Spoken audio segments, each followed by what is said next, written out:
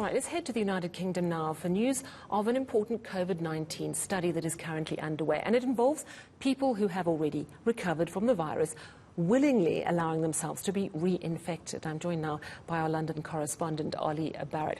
Hi there, Olly, and thank you so much for joining us. So this study is really interesting. Just tell us exactly how it works. Is it people who've previously had COVID and have now been inoculated who are willing to be reinfected? Exactly right. People who have previously had COVID-19 will be gathered in a group of several dozen people, and they will be purposefully reinfected with COVID-19. And the idea is to start to get a really good sense of the virus and whether people can get it again and the levels of immunity that they have or have not built up. And the idea of all that is to feed into a sense of whether booster jabs and further inoculation might be necessary in the months ahead. And actually, interestingly, we've just been hearing from the Health Secretary, Matt Hancock, in the House of Commons, giving us an update on COVID-19. And one of the things that he has told us is that the UK, in his words, he says, is going to be ramping up plans for vaccine booster shots, in his words again, later this year. So confirmation that the UK government does believe that even people who have been fully vaccinated will eventually need to have booster jabs as well, and as soon as this year. And part of that, as Matt Hancock was saying in the House of Commons, is because of that concern that there may well be variants spreading around the world that may have some level of evasion of the vaccines that are currently being used. That's, it's great for them that they have already gone. Most people have had 2 jabs. There's certainly people in the risk groups, and now they're looking at those booster jabs that will probably come some months down the line. With this study, though, how many people are volunteering? I suppose it's a sign of how confident they are in the vaccine, in a way. Yeah, it's 50-odd people who are being used in this study so far. It is very much a world first, and I think actually much of the world is going to be watching on very closely to see how the results come through, what they might mean, and I think we would expect further down the line as well to see this trial expanded. Clearly those people who take part want to know and want to feel safe, and so it often is the case in trials like this that it does start with a relatively small number of people and then builds up from there. But as I say, the vaccination programme is clearly shifting a little bit as we speak. As you were saying, that a large number of people in the UK have now been fully vaccinated. Indeed, we've had confirmation today that over 10 million people now in the UK have had both of their vaccine shots. It's around 33 million people who've had at least 1 jab so far, and the latest data, Sally, suggests that it is very much working. 4 deaths announced today over the last 24-hour period. That is the lowest level we've been seeing since September here in this country, but we're also continuing to see hospitalisations falling. We're continuing to see case numbers very low as well. So an increasing sense here that the vaccines not only help avoid severe disease, hospitalisation and death, but are, it appears, having an impact on transmission as well, and that's going to be crucial.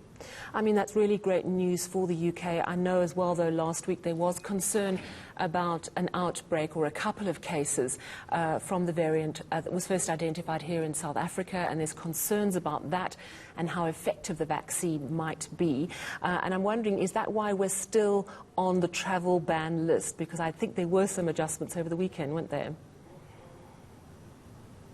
Yes, that's right. And the UK government says it keeps that list under review at all times, and we are moving closer to the point at which the UK government's going to start telling Britons where they can start to visit over the summer holiday period without having to quarantine on their return. But South Africa does remain on that red list from which flights are effectively banned, and only Britons and British residents can come to the country from those destinations.